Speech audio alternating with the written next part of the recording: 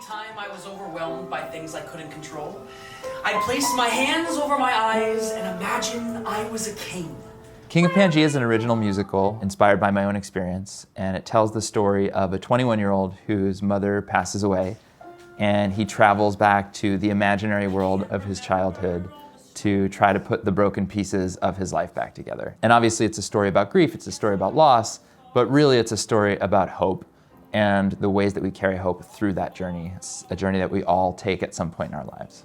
Further now, but when I hear Pangia, it brings me back to then. Honestly, I think the moment that I realized that this was something that was appealing to me and that I really had to be a part of was the first 10 seconds. Hearing the music and seeing the heart of the piece, that's all it took. Martin didn't set out to write a musical that was going to be universally important, and he wrote his story. When I started writing the story, I had no idea what it was about. I had no idea that it was a musical. I had no idea that it was about grief. I had just been compelled to write these songs that took place in this imaginary island called Pangia. People weren't really connecting with it in the way that I had expected them to, and I was saying to a friend of mine, you know, this is such an important story to me, and this place is so important to me, this island is so important to me, and I don't understand why people aren't connecting with it. And my friend asked, well, why is the island important to you? And that was when I realized, right, this island is important to me because this was my escape when I was a child. And when my mom was sick and when she eventually passed away, I used to escape into my imagination and go to this place, Pangia. My friend was like, well, that's a really interesting story to tell. Maybe explore that. And so that was the moment that this, the show revealed what it wanted to be about. And after that, I think the process was really like, how honest can I be? There's something about taking the specific, and the more specific it is, the more actually universal it can be.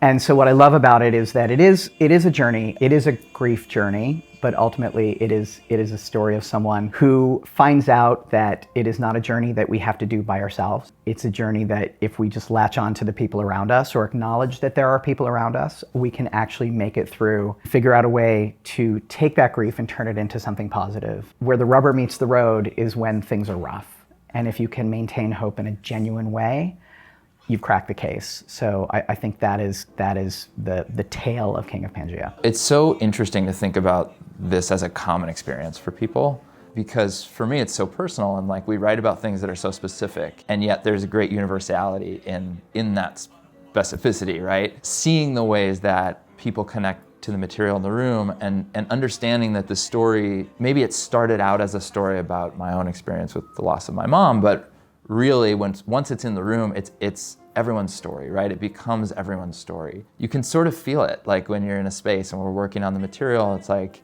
you can actually feel that this is an experience that means something to the people in the room. I have found it to be really beautiful and actually joyful, and joy is not something you think of often when you think about loss, but actually I think the two are so connected. So getting to experience all of those things and just having a human experience with people, I think is one of the great pleasures of working on this piece. What I see happening is that the universe and the world around this story is revealing itself. And I think it's important because everyone has experienced some level of grief, and that is defined in a zillion different ways. There are as many kinds of grief as there are human hearts. The reason a show about grief also in my opinion, has to be a show about hope, is that the two are interlinked. They were interlinked in my life, in my experience. Like my mother was a relentlessly optimistic person, and the character of Celia, who is inspired by my mother, is a relentless optimist. And I think one of the central questions of the show is, what is the role of hope? We have had people come up to us after different iterations of the show and sort of grab us and say, I just lost my fill in the blank. It's that everybody has their grief and everybody has to find their way through it.